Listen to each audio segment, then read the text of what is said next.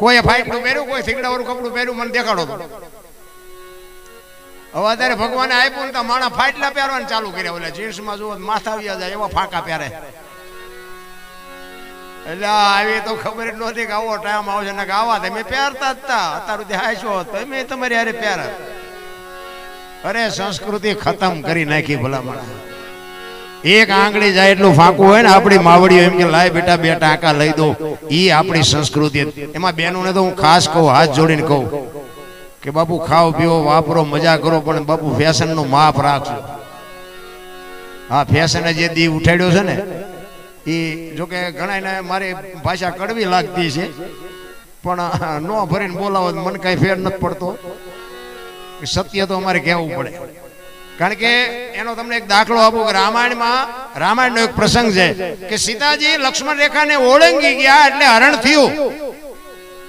તો તમે એમ માનો છો કે સીતાજીમાં શક્તિ નહોતી? અગ્નિનો ગોળો હતો રામ, એ રાવણ માથે દ્રષ્ટિ પડે ને તો રાવણની રાખ આ દુનિયામાં ન પડે. પણ તમને અને મને એક માર્ગ બતાવ્યો છે કે દુનિયામાં લક્ષ્મણ રેખા આપણને બધાયનો હોય, બાપને, દીકરાને, માને, પત્નીને, વહુને, દીકરીને બધાયનો હોય. લક્ષ્મણ રેખા જે ટપી જાય એનું આ દુનિયામાં હરણ જ થાય. બાપુ રાવણ મરી ગયા એમ ન રહેતા, ગામો ગામ છે. અમે તો બધે જાય છે, અમને તો નહીં અનુભવ થતા હોય.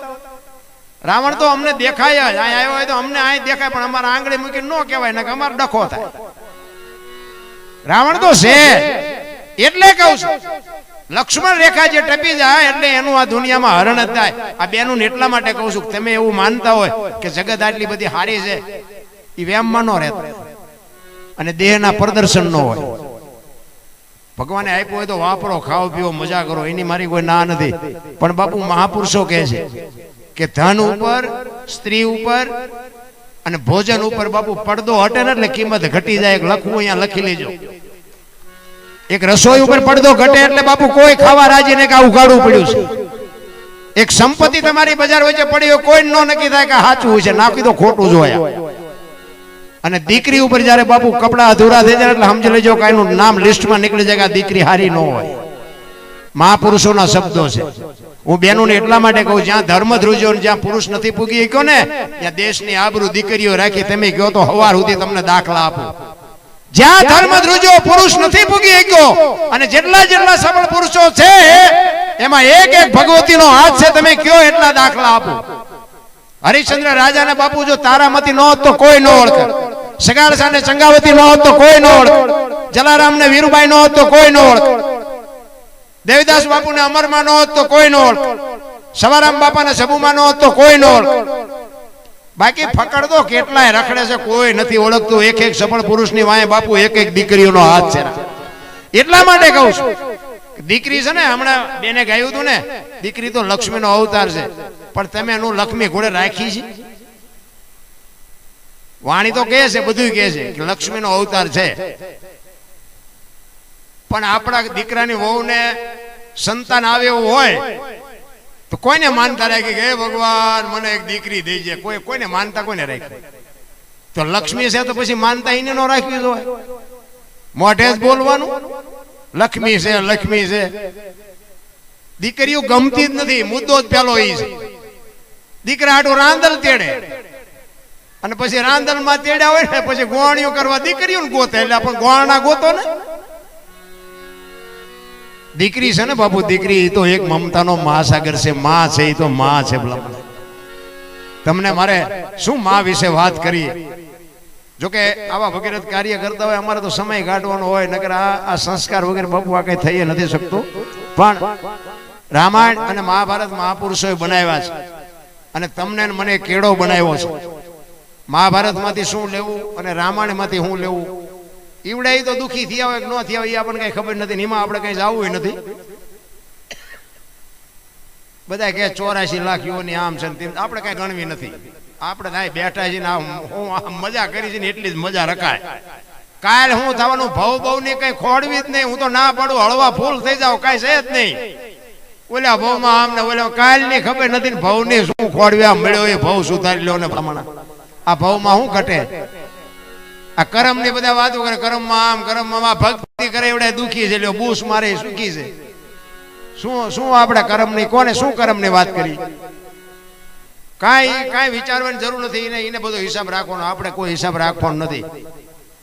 પણ કહેવાનો મારો અર્થ એ છે કે રામાયણ અને મહાભારત બે મહાપુરુષોએ બનાવ્યા છે. રામાયણ એમ કે છે જેને જોઈને લઈ જાઓ, મહાભારત એમ કે છે હોના નાકા એની જેટલું દેવું નથી. આપણે બધા મહાભારત ભણતા હોય એવું નથી લાગતું. રામચંદ્ર પરમાત્મા 14 વર્ષ વનમાં ગયા ને, લક્ષ્મણને કીધું કે રાજનું ધ્યાન રાખજે, બાપાનું ધ્યાન રાખજે. લક્ષ્મણે કીધું તમે મારા બાપ છો, સીતા મારી માં છે, મારા મા બાપ વનમાં જતા હોય તો અયોધ્યા જેને જોઈને મુબારક. નોખી માયુના છોકરા, વિચાર કરજો. ને કે અયોધ્યાની ગાદી એટલે દશરથ તારો દરબાર, ઇન્દ્ર જેની આશા કરે એ ભાઈઓ વિનાનું ભેકાર, કડવું લાગે કાગડા, બાકસના ખોખા ઘોડે અયોધ્યાની ગાદી રખડી દીધી. અને મહાભારતમાં દુર્યોધન કે કાંઈ દેવું જ નથી. કૃષ્ણ ભગવાન કે બા શું પડશે, કે બા શું છે પણ દેવું નથી. એ બધા બાઈ જાય શું કાઢ્યું, બધાને ખબર છે ને કે બધા કે દ હાથીનું બળ હતું હોય કે હાથ ભૂજામ તો એમને વાપર્યું છે માં ભયું મારવામાં બીજું કાંઈ. હું તો ક્યારેક વિચાર કર્યો કે ગાંડા બાવળિયા ઉંબળ્યા હોત તો આ બી વ્યુ જા ભયું માર્યા એના કરતા. એમાં કાંઈ વધ્યું નહીં, રામાયણમાં બાપુ કાંઈ ઘટ્યું નહીં. જો આ તમારી મારી સામે ગ્રંથો પડ્યા છે. અને મહાભારત વંચાય છે, રામાયણ વંચાય, ભાગવત વંચાય, દેવી ભાગવત વંચાય, શિવ પુરાણ વંચાય. ભાગવત ચાય વંચાતું નથી તોય ગામો ગામ ઘરો ઘર કરી ગયું. કેટલો એનો ખોટાનો પાવર કેટલો છે, ખોટું ચાલ્યું છે. ચોખ્ખું ઘી 5 કિલો લઈને બજારમાં ઉભા રહેજો, ચોખ્ખું ઘી છે, ચોખ્ખું ઘી ખપે મને કહેજો. એટલે દારૂ બાવળી એમ બેસે તોય ખપી જાય. બોલો 5 પીપડા ખૂટી રહે. 5 કિલો ઘી નથી ખપતું, 2 લીટરના 5 પીપડા મોડો જોયો કે ખૂટી રહ્યો, મળ્યો નહીં. એટલે 1000 લીટર ખૂટી રહ્યો, તને એક લોટો ન મળ્યો. ઓલા ઘી બજાર આમ કાળજું કાઢે ને કે બજાર વચ્ચે ધોળા દીએ વેચતા કે આ સોખું હોય જ નહીં ને બજારમાં. ઓલા બાવળિયા બેસે એ સોખું તને વર્તા થાય, ધોળા દીએ બજારમાં નથી વર્તાતું. ખોટા નું જ આયલું છે. એટલે મારે ખોટું કરવું એવું નથી કહેતો, પાછા કઈ ખોટા રવાડે ન સડતા. એ કરતા હોય તો બંધ કરી દેજો. જો કે તમારે લગભગ તો નહીં હોય એવું, અમારે તો 100 વીઘા હોય જઈ. હા હું કહું છું એટલા માટે બાપુ, આમાં જેટલી બરબાદી છે ને, તમને વિશ્વાસ ન હોય તો મારી ગાડી ખાલી જ છે, હાલો મારી ભેગા બેસી જાઓ, સવારમાં હું તમને દેખાડું કેટલી બરબાદી છે. એટલા માટે કહું છું. બાકી તમે પીતા હોય અને તમે બંધ કરી દો, 5 રૂપિયા તમારા બચશે તો મારે અહીંયા તમે નાખવા નથી આવવાના. તમારું શરીર તંદુરસ્ત રહે ને તો કે મારે અહીંયા ઘરે તમે કામ કરવા નથી આવવાના. હું તો એક મારી અંતરની લાગણીને લઈને કહું છું. બાકી પીવો તમારા પૈસાનો, મારા પૈસાનો ક્યાં પીવો. પણ આ કરાય નહીં, કાંઈક બરબાદ થતા મેં જોયા છે. એટલા માટે કહું, મારી તો ભલામણ ગમે ત્યાં પ્રોગ્રામમાં જાઉં ને એક માને અને બાપને હાચવજો. મા બાપ જેવા બાપુ ભગવાન આ દુનિયામાં ક્યાંય છે નહીં. પછી નો હાચવતા હતી તમે જાણો ને, તમારા મા બાપ જાણે. પણ હું કહું છું કે મા બાપને જો ચૂક્યા ને, જિંદગીમાં કોઈ દી ક્યાંય ગાડી નહીં હાલે. એક વ્યસનથી આગારો, મા બાપને હાચવો અને કુટુંબ પરિવારમાં એકતા રાખો. આપણે કોઈને કહેતા નથી કે આવા માંડવા નાખીને કથાયું બનાવો, બસ બીજું કાંઈ કરવાની જરૂર નથી. આખી દુનિયા રખડી આવ્યો છે અને નગરા ઝઘડા સિવાય આપણે કઈ કર્યું નથી. આ તો ભક્તિ ચમ લાગી જાય, મને નથી ખબર ને ચમ મારું હાલે છે મારો રામ જાણે. આપણને કાંઈ આ અત્યારે આવડો લાઈવ છે ને, એ અત્યારે મારે અહીંયા જે ધોકા ખાધેલા છે ને એવડે અત્યારે મને રિયા ગાળ્યું દેતા છે, મોબાઈલમાં જોતા છે ને અહીંયા હળગતા છે. આમ જોયે પછી આ બોર્ડ હોય ને એ જોયા છે, ગામમાં બેઠો છે, ક્યાં કોણ કલાકાર છે મારો દીકરો. આમ તો જો કેટલા જણા ભેગા કરીને બેઠો, આ લાઈવ તો બધે દેખાય. પણ કહેવાનો મારો અર્થ એ છે કે એક સમય આવે ને, જો વળાંક મારતા ન આવડે ને એને માણા ન કહેવાય. સમય આવે ને વળી જવાય. એમ મારા જેસલ કરતા મારો ઇતિહાસ ખરાબ છે, આ તમારી સામે કહું છું. મારવામાં ઝઘડવામાં કાંઈ બાકી જ નથી રાખી. અને નકરા માર્યા છે એવું નથી, આપણે મારે ધરીને ખાતો છે. નકરા માર્યા છે અહીંયા કોકને મારી થોડા અમને મૂકે, મારે ખાતો છે. પણ કહેવાનો મતલબ કે આપણે સલામ મારી જ નથી કોઈ. જીવનમાં કોકના પૈસા કોક નો કાઢતો હોય મારી પાસે આવે, બોલો પૈસા નથી કાઢી દેતો. હું એમ કહું મને કેટલા દેવાના, લ્યો આવા કંત્રાટ રાખતો હતો. આપણે બીજું કઈ કર્યું જ નથી. મારે આ મંદિરે નહીં, સાધુ પાસે નહીં, કોઈને 5-10 રૂપિયા દેવાના નહીં, કોઈને પૈકી લાગવાનું નહીં. એટલે બધા કે તને કેમ બધા સાંભળે છે? ઈ મારો ઠાકર બાપુ કઈક જોયું હશે ને મારા મા બાપના કઈક આશીર્વાદ હશે, મારા ગુરુની કઈક કૃપા હશે. ભાઈ કે કેમ આવ્યું મને હજી ખબર નથી. તમારા ગામમાં પહેલી વાર આવ્યો, હું બોલું છું તમે સાંભળો છો, મેં તમને પૈસા આપ્યા. મને તો ઈ નક્કી નથી થતું કે મને આટલું બધું કેવી રીતે આવ્યું. ના બધાને મારા ફોનથી કોન્ટેક્ટ, જોકે મને હમણાં મેં આવ્યા નથી, એક આવડો નાનો એવો દીકરો મને કહેતો હતો, મને કે તમે અહીંયા છાપરા કે તમે આવ્યા હતા ને ચાપલમાં બાપુ, આવડા છોકરા બાપુ ભજનના પાવરથી મને ઓળખી જાય. તે મને એમ થાય વાહ ભગવતી, વાહ જોગ માયા. અને આયા બાપુ ચારે બાજુ કોઈ લગભગ ગામ એવું નહીં હોય કે મેં આટલામાં પ્રોગ્રામ નથી કર્યા. ઈટાળા અમે ગયા હતા, ઈટાળા અમે હતા, પછી નિકાવા હતો, પછી છાપરા હતો, પછી ગુંદાસરા હતો, બધા ચારે બાજુ બધા બોલાવે, પૈસા આપે. કહેવાનો મારો અર્થ કે સમય આવે ને વળી જવાય. જેમ જેસલ જાડેજો આ કાંઠે બારવટીઓ ને હામા કાંઠે સંથ્યો સતી તોરલ મળ્યા અને પછી તોરલ કહે છે કે જાડેજા મારા કપડા લઈને નદીએ ધોઈ આવો. અને તેથી માથે પોટલું લઈને બજારમાં નીકળ્યો ને, તેથી જાડેજા માથે જે દુનિયા વિતાડી છે ને જાડેજાનો આત્મો જાણે છે. અરે ભલા માણા તમે થોડાક પહેલા ભેગા થયા હોત તો ખબર પડે. એમ અત્યારે અમારી એ દિશા, અમને હામા નહોતા મળતા, એ અત્યારે અમારા ગાલમાં મોઢામાં આંગળા ભરાવે. હું કોકના કઠવી દેતો તો અત્યારે મારા પૂછ માર્યા. બોલો, આ દાંત નથી કઢાવતો, હકીકત ની વાત કરું છું. જો તમે કઠવી દેતા હોય તો હાલો હવે મારી હારે, હું તમને સરનામા ફોન નંબર બધું આપું. હું એમને ફોન લઈને કહું હું કોકના કઠવી દેતો હતો અને હું મારા દીકરાને ભલામણ નથી કરનાર, મારા દીકરા મારા જેવો જ કંટ્રાક્ટ રાખે એવું. પણ મેં કીધું એ ધંધો મારે કરવો નથી, દેવો ન દેવો. મારો દીકરો મારી હારે જ છે એક તો. પણ કહેવાનો મારો મિનિંગ, આપણે ન ઉપાડાય ધોકો, પણ ન્યાયની સામે તો બાપુ છોકરાને ઉભા કરવા પડે. ન્યાય થતું હોય તો ઉભા કરવા પડે. પણ મને એમ થાય કે મારો નાથ આ ઢગલા કરે છે, ઈવડા તો ભોગવવાના જ છે, મારા છે. બાપુ અમને દાડીએ રાખે, બોલો આટલા દેશું પછી મને બેટા જડતા જ નથી. શું કરું? ગોતવી તો જડી જાય, પણ કહેવાનો મારો અર્થ એક માણસનો અવતાર મળ્યો ને જીભાનની જો કિંમત ન હોય વેણ, એક વિચાર કરજો કે વચને માર્યા મરી ગયા, વચને છોડ્યા રાજ, જેને જેને વચન વિચાર્યું એને સુધર્યા કાજ. એક કૃષ્ણ પરમાત્મા હોય, રામચંદ્ર પરમાત્મા હોય ને એક જ વાતમાં બાપુ હવારે હાજે નક્કી થાય કે રામને હવારે ગાદીએ બેહાડવાના અને 12 કલાકની રાત જાય હવારે આખું ચકડું ફરી ગયું. જો બાપુ આ જીભાનની વચનની કિંમત કેટલી હોય. તમે હું તો 10 જણાને કહીને એક પાયે નથી જાતા. અયોધ્યાની પરિસ્થિતિ બાકી દુનિયા જાણે છે. ભલામણ શું અયોધ્યાની પરિસ્થિતિ હતી? વશિષ્ઠ જેવા મહારાજ, એક 14 વર્ષ રામચંદ્ર પરમાત્મા વનમાં વ્યા ગયા. ભરત જયારે મોસાળ માંથી આવ્યો ને ત્યારે ભરત વશિષ્ઠ મહારાજ ની આગળ બાપુ ચોથા આંસુએ રડે કે બાપુ મારી માએ કેવું કાળું કામ કર્યું, મારા રામનો કોઈ ગુનો નથી અને આ શું થયું? તેથી વશિષ્ઠ મહારાજ બાપુ રામાયણમાં લખેલી સાખી છે કે સુનહુ ભરત ભાવિ પ્રબળ જીવન મરણ જસ અપજસ નફો અને નુકસાન આ વિધિના વિધાન છે.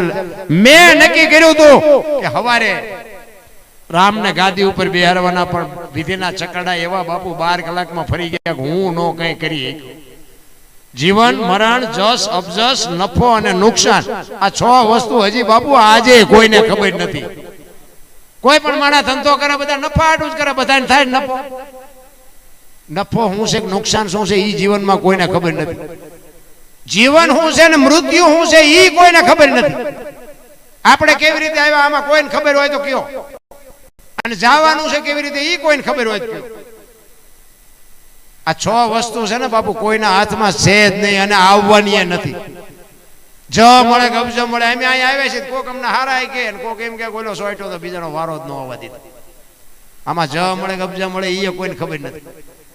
ઈ જ સાખી બાપુ તુલસીદાસે રામાયણમાં લખી અને એમાં બાપુ આ સાખીનું બાપુ જીવનમાં ઉતારવાની જરૂર છે. નકરું વાંચે સાંભળે કાંઈ વળે એવું જ નથી. આપણા રાજભાઈ ગઢવીએ ગાયું, આ બે બહેનોએ ગાયું. શું ગાયું એમાં એક કઈ યાદ રહ્યું? 2 કડીનું કયો તો કોકને યાદ રહ્યું હોય તો હું શું વાત કરો તો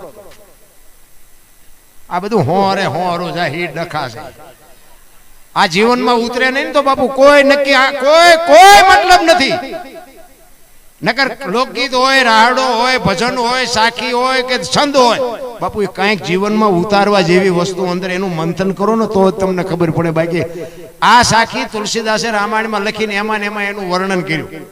કારણ કે હું બોલું છું શું કામ, આ તમારા દોણામ જાય છે મને ખબર છે. રાજભાઈ ઘણું કીધું કે હાકડો કરો કે હાથ ઊંચો કરો, પણ કોઈ કર્યું જ નહીં. કારણ કે શું સમજાતું જ નથી તમને.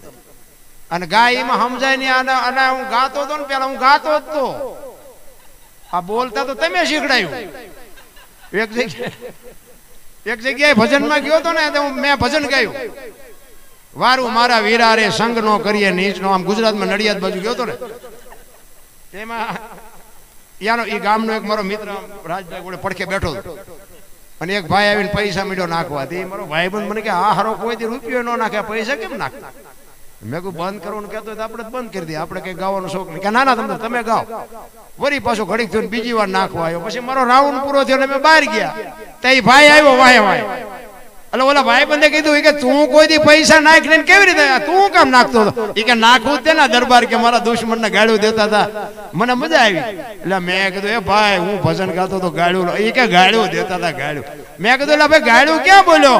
તમે નહોતા કહેતા એ કે વારું મારા વીરા રે સગનો કોળી નીસનો, સગનો કોળી નીસનો નહીં, સંગ નો કરીએ નીસનો.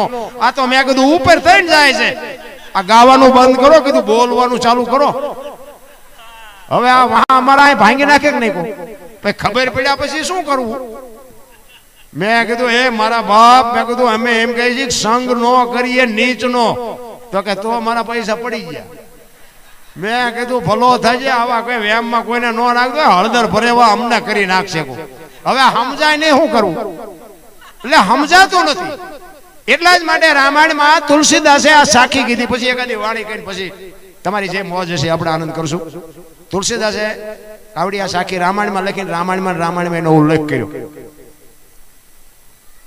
કે જીવન મરણ, જસ અપજસ, નફો અને નુકસાન. બાબુ રામાયણમાં જ પાત્રો છે કે રામાયણમાં નફો કોને થયો અને નુકસાન કોને થયું.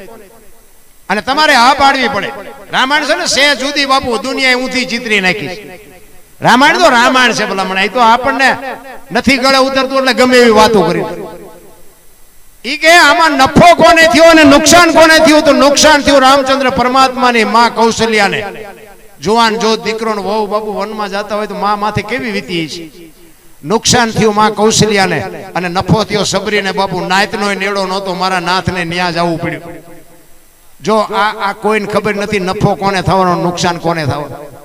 તો જીવન કોને મળ્યું અને મૃત્યુ કોને મળ્યું? મૃત્યુ મળ્યું રાજા દશરથને.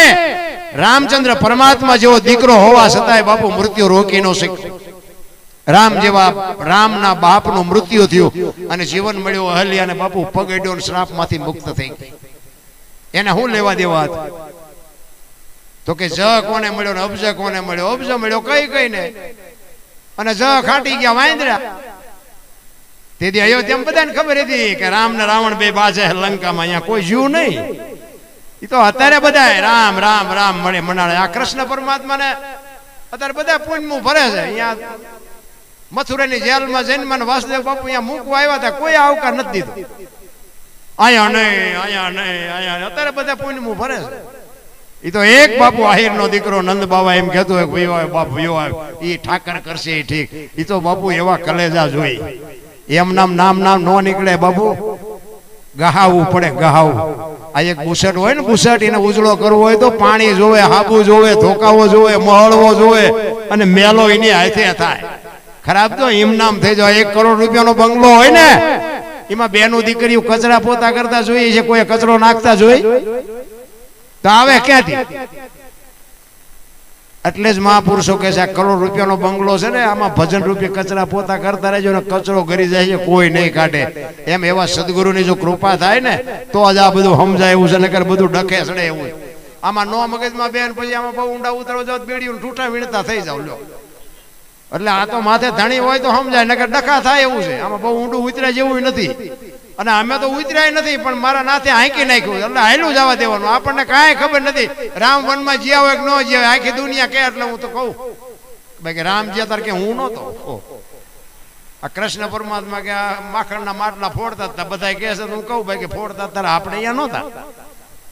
એટલે આમાં તો સારું લાગે રાખવાનું ભાઈ કે કોઈ ફોન કઈ કરવાનું નહીં. અને હું બીજા નંબરમાં કોઈને કોમેન્ટ બોમેન્ટ નું કહેતો જ નથી. કોમેન્ટ કરજો ને પૂછડું કરજો ને લાઈક કરજો ને કાંઈ કરવાની જરૂર નથી. મારે બસ આ રૂબરૂ સાંભળો અને જીવનમાં ઉતારો.